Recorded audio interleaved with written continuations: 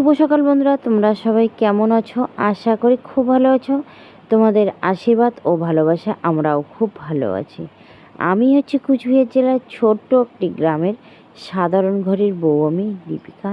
তোমরা এই ব্লগটা দেখতে থাকো, আশা করি খুব ভালো লাগবে। আর এই দিকে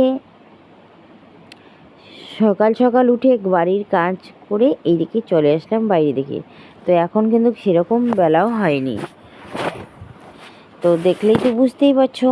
তবু ওই দিকে স্নান করা আমার তো হয়ে গেছে, তো এখন আমি যাব ফুল তুলতে। আর এই দিকে দেখো সুপারি গাছের গোড়ায় একটু বসে আছি আমি। আর এখনও কিন্তু এইদিকে রাজ আর রাশি ওর বাবা এখনও ঘুম থেকে ওঠেনি, শুধু মাই উঠেছে। তো যাই হোক, ওরা এদিকে ঘুমাক, তাই না? এত সকাল সকাল উঠলে কী হবে বলো তো, মাথা ঘুরঘুর করে, তাই না? তো সেজন্য আবার ভয়ও লাগে। তো বন্ধুরা, এদিকে ঠাকুর মুছে চলে আসলাম এইদিকে বাড়ির পিছনের দিকে। তো এইদিকে আসলাম কারণ ফুল তুলতে।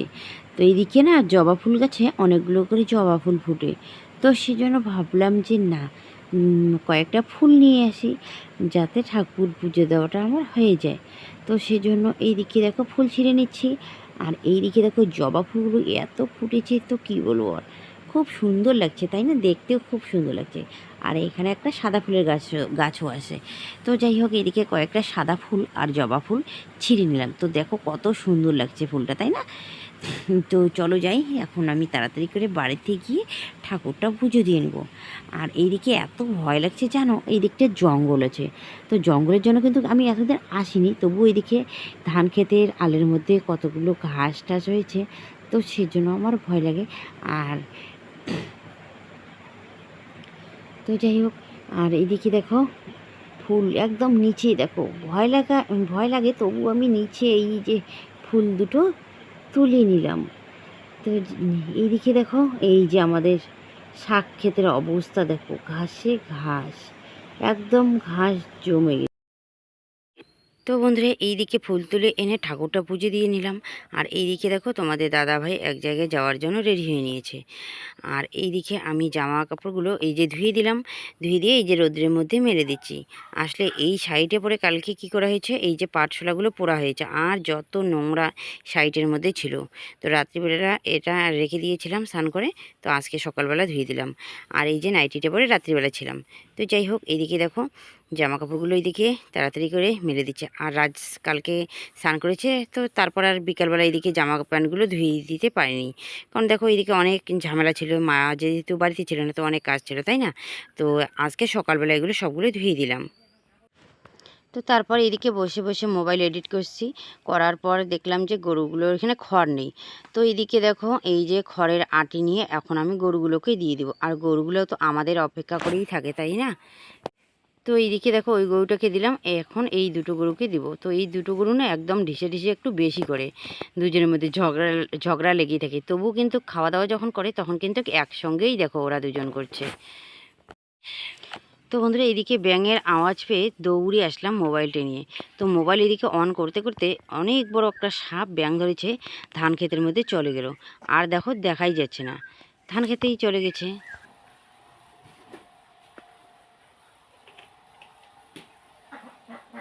তো বন্ধুরা, এদিকে আমি রান্না করছি, ঘুগনি সিদ্ধ আমার হয়ে গেছে, ভাতও হয়ে গেছে। আর এইদিকে এই যে মাছ ভাজা করলাম, বাটা মাছ নিয়ে এসেছে, মাছ ভাজা করলাম। আর এইদিকে এই যে কারকল আর আলু ভাজা করেছি। আর এখন রান্না করব মাছ দিয়ে, এটা হচ্ছে ঝিঙ্গা, আর কয়েক টুকরা দিয়েছি কি যেন বলে বেগুন আর আলু। তো অল্প করে ঝোল করব, কারণ এগুলো আবার রাত্রিবেলা থাকবে না, শুধু এখনকারটা আর কি। তো দুপুরের জন্য শুধু রান্না করছি। তো বন্ধুরা, এদিকে রান্না বসিয়ে দিয়েছি, তো এইদিকে মাছের ঝোলটা করব, তো সেই জন্য এইদিকে আদাটা বেটে নিচ্ছি। আদা ছাড়া অন্য কিছু বাটনা দিব না, কারণ কি বলতো, এই যে আদা রসুন এগুলো মানুষ আর কি পেঁয়াজ বেটে দেয় না, মা আবার এইগুলো খেতে চায় না, মা কি আমিও আবার খেতে চাই না, কারণ বেশি একটা বাটনা খেলে পরে কী হয়, ভালো লাগে না আর কি। তো সেজন্য খাই না, শুধু একটু আদা বেটেই দিয়ে দিব। আর এইদিকে কাঁচা লঙ্কা পেঁয়াজ রসুন যা কিছু ছিল সব কিছুই আমি তেলের মধ্যে ফোড়নের মধ্যে দিয়ে দিয়েছিলাম। তো ওইগুলো রান্না করব ওইগুলো দিয়ে। আর এই যে একটু আদা বাটা দিব, ব্যাস, আর কিচ্ছু না।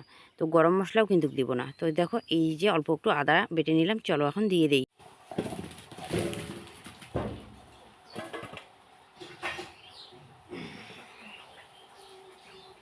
তো বন্ধুরা এইদিকে আমি রান্না বান্না করছি আর উনুনের পরে বসে বসে এইদিকে পেঁয়াজও কাটছি।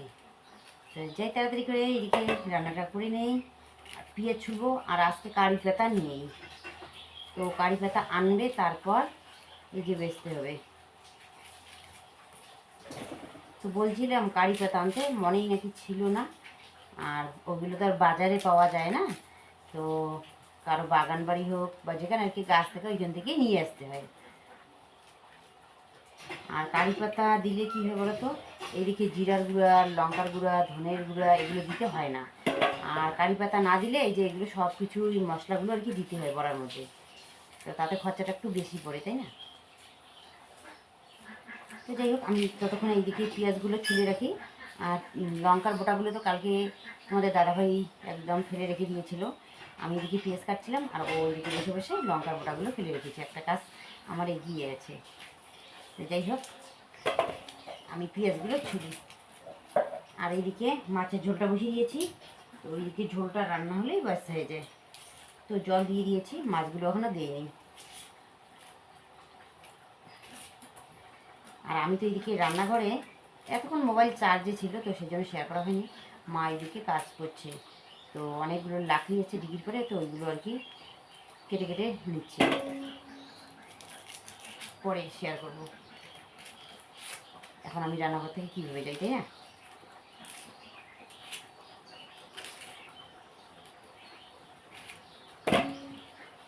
ঠিক আছে, পেঁয়াজগুলো সবগুলো ছুলে নিই তাড়াতাড়ি করে।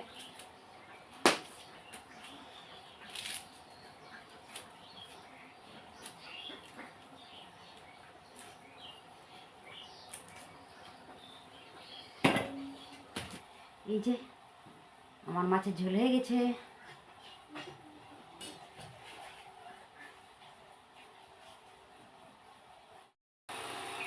তো বন্ধুরা এদিকে রান্না বান্না হয়ে গেছে, সবার খাওয়া দাওয়া হয়ে গেছে। তো এখন আমি খেতে বসে পড়েছি। তো দেখো কী কী রান্না করলাম। টমেটো, আলু, বেগুন দিয়ে মাছের ঝোল করেছি। আর এইদিকে হচ্ছে কাকলা, আর হচ্ছে আলু ভাজা, আর সঙ্গে হচ্ছে লেবু, টমেটো, তারপরে হচ্ছে শসা, আর হচ্ছে পেঁয়াজ। তো কাঁচা লঙ্কা নেই, কারণ বেশি লঙ্কা খাওয়া যায় না, তাই না? শরীরে রক্ত জল হবে আবার, তো সেই জন্য নেই। তো চলো খাওয়া দাওয়া করে নিই, দেখি তরকারিটা কেমন হয়েছে।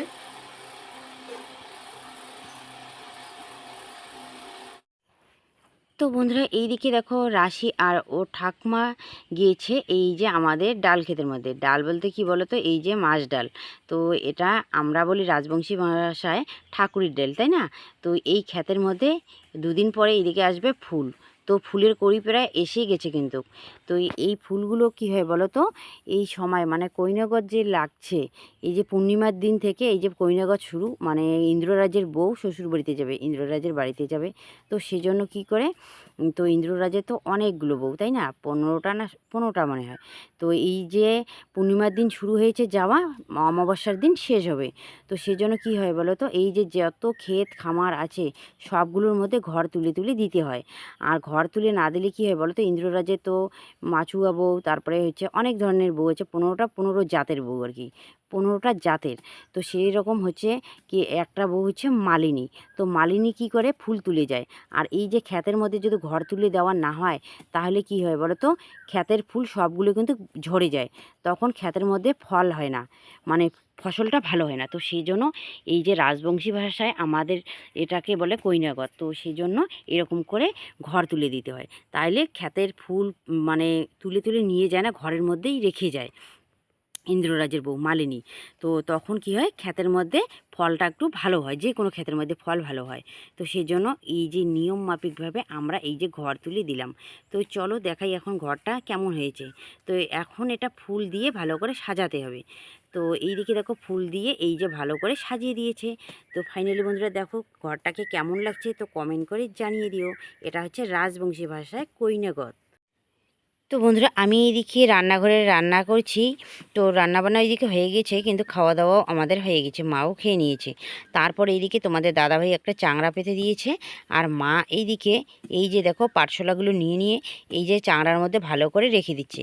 আর আমি এখন এইদিকে পেঁয়াজ কাটছি, তারপরে হচ্ছে পাতা অনেকগুলো নিয়ে এসেছে, পাতাগুলো বেচি, কারণ আমি ওইদিকে কাজের মধ্যেই আছি। আর মা এইদিকে সবগুলো দেখো গুছিয়ে গুছিয়ে রেখে দিচ্ছে। তো যাই হোক, সবাই একটা একটা করে কাজ করলে কতক্ষণ লাগে তাই না কাজ করতে।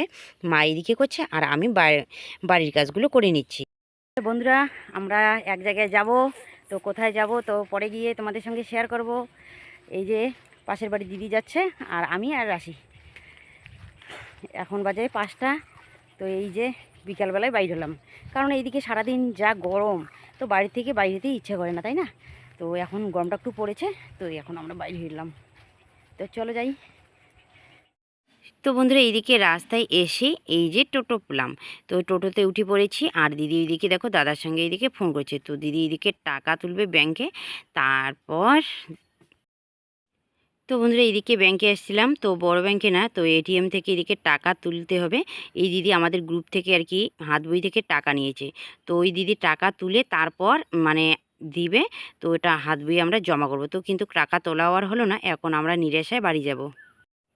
তো এইদিকে দেখো, এইদিকে বড় ব্যাংক, এইদিকে শাখা ব্যাংক সেন্টার, তো এখানেই সব কিছুই আছে।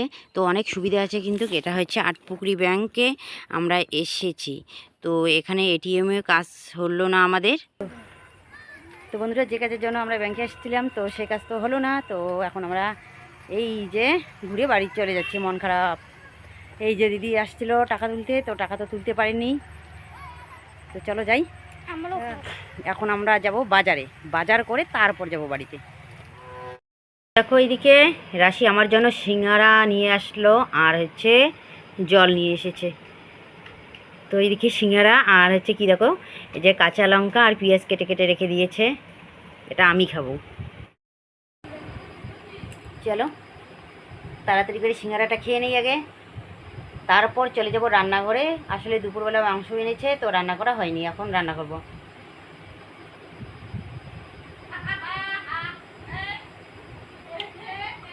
সেই টেস্ট, সেই টেস্ট না? দাও একটু দাও, আমি যাই। অতটা অল্প দাও, অল্প দাও, কি ঝাল। পেঁয়াজ একটু বেশি দাও।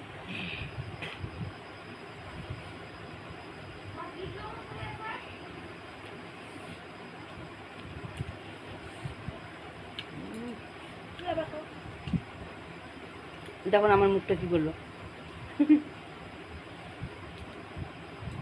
ঠিক আছে খাও। আসলে 2টা এনেছি সিঙ্গারা, পয়সা ছিল না। যে দিদিকে গিয়েছে ওই দিদিটা রাশিকে ওই যে 2টা সিঙ্গারা কিনে দিল, আর আমার টোটো ভাড়াও ওই দিদি দিয়েছে, রাশি টোটো ভাড়াও ওই দিদি দিয়েছে। কারণ তো সেটাও বলছি কেন দিয়েছে। আসলে আমাদের গ্রুপের আর কি ওই দিদি টাকা নিয়েছিল, তো আজকে ওই দিদি টাকা তুলে মানে আমাদের গ্রুপের হাত বই আর কি ঢালার কথা ছিল, তো সেজন্য আমি গিয়েছিলাম, কিন্তু টাকা তুলতে পাইনি। তো সেজন্য আর কি টাকাটাও আর কি জমা করা আর হয়নি, চলে আসলাম। তো আবার কালকে না হোক সোমবারে এদিকে আবার কিন্তু যেতে হবে। তো ওকে বললাম ও কারোর সাথে গিয়ে ওর টাকাটা তুলে নিয়ে আসবে, তারপর আমাদেরকে দিলে আমি জমা করতে পারবো, আমি আর যে কাউ হোক আর কি তাই না, দিদি হোক বা অন্য কেউ হোক, গিয়ে জমা করতে পারবো। তো চলো একটু জল খেয়ে নিই। 4টা লঙ্কা আছে, এখন আমি খাবো। খাও।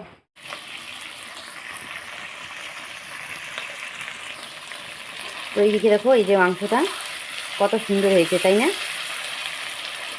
তো জানি না কড়াইটা এইদিকে ঘুরছে না আমার মাথাটাই যে ঘুরছে এমন লাগছে, তো কী বলবো আর, সত্যি আমার মাথাটাই ঘুরছে মনে হয়। তো এখনও এখানে শুকনো লঙ্কার গুঁড়ো দিইনি আর জিরার গুঁড়ো দিইনি, তো এখন আমি জিরার গুঁড়ো আর শুকনো লঙ্কার গুঁড়োটা দিয়ে দেবো।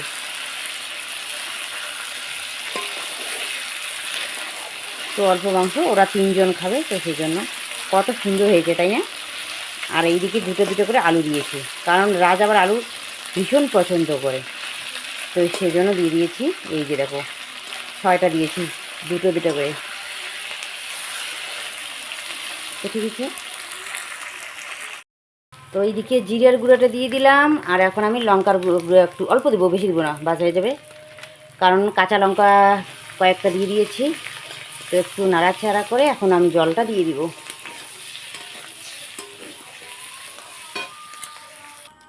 তো দেখো এইদিকে এই যে এইটুকু জল দিয়ে দিলাম, কারণ এইটুকু লাগবে তাই না, একটু তো সিদ্ধ হবে তাই না। তো চলো এখন আমি তাড়াতাড়ি করে গরম মশলাটা বেটে আনি। তো এইদিকে দেখো মাংস রান্না হয়ে গেছে, রাশি এইদিকে খেতে বসে পড়েছে। কেমন হয়েছে মাংসটা? দারুণ। দারুণ হয়েছে, খাও। তো বন্ধুরা, মা এদিকে বললো যে রাত্রিবেলা সিদ্ধ ভাতেই খাবে, মাছ ভাজা দিয়ে গরম গরম এগুলোও কিন্তু ভালো লাগবে তাই না। তো মাকে ওইদিকে গরম গরম দিয়ে দিয়েছে, আর তোমাদের দাদাভাইয়ের জন্য এইদিকে তরকারি রেখে দিলাম। তো ঠিক আছে বন্ধুরা, আজকের ব্লগটা আমি বেশি বড় করছি না, এখানে শেষ করছি। শুভরাত্রি।